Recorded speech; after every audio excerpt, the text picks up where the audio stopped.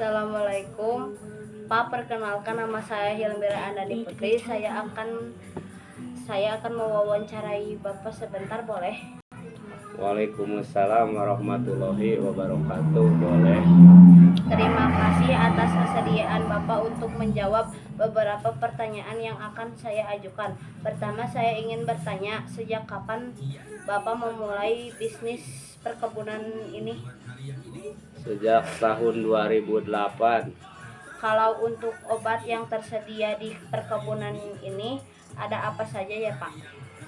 Perkebunan mah nggak ada, kalau kita mah beli dari toko obat untuk pemupukan, insektisida, pestisida, pupuk daun dan lain-lainnya kita beli dari toko obat berupa Tiplo, Abamectin berupa Abasel, pupuk daun banyak dari mulai grower NPK 1515 sampai kita ke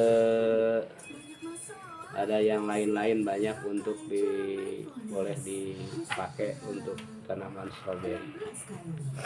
Mengapa Bapak akhirnya memilih untuk membuka usaha perkebunan ini? Karena stroberi cepat dan mudah, panen 2 hari sekali, kita bisa untuk jajan anak dan resiko biaya anak sekolah dan resiko dapur. Lalu apakah Bapak mengelola perkebunan ini sendirian? Saya berdua bersama istri dan ya begitu. Di mana tempat Bapak biasanya membeli obat-obatan yang akan digunakan untuk perkebunan? Di toko obat ada di Bahan Jampang, terus ada di Lebak Muncang yang namanya Haji Nanang dan Haji Adas. Warung Apa? Perkebunan Bapak ini kan sekarang sudah cukup eksis. Lalu bagaimana cara Bapak dulu dalam mempromosikan perkebunan ini? Kalau perkebunan mah nggak dipromosikan, kita mah banyak orang-orang yang melihat kepengen bertani stroberi, makanya sampai sekarang stroberi itu udah menjadi tanaman perkebunan rakyat untuk di wilayah terutama Desa Lebak Muncang, wilayah Dusun 5, Dusun 6 dan sampai ke daerah Ranca itu sudah sangat populer. Bagaimana Bapak mengatur perkebunan Bapak? Mengatur, memelihara, saya tiap hari ke kebun untuk memelihara, merawat dan memupuk dan juga memberikan suplemen juga obat-obat untuk stroberi. Apa saja tantangan yang paling sering Bapak hadapi sebagai petani? Tantangan kalau datang musim hujan, bunganya itu cepat hitam, buah-buahnya hitam karena itu udah dari alam, itu belum ada obat-obatan yang diproduksi baik dari pabrik-pabrik insektisida atau pestisida. Bagaimana Bapak mengatasi tantangan tersebut? Saya menghadapi tantangan dengan segala, saya ridho, berpasrah dan berdoa. Saya bekerja, insya Allah itu akan berjalan dengan baik. Apakah Bapak memiliki strategi promosi? Promosi untuk penjualan, dijual itu ada untuk dijual di Pasar Induk Kramat Jati dan di wilayah-wilayah Kota Bandung.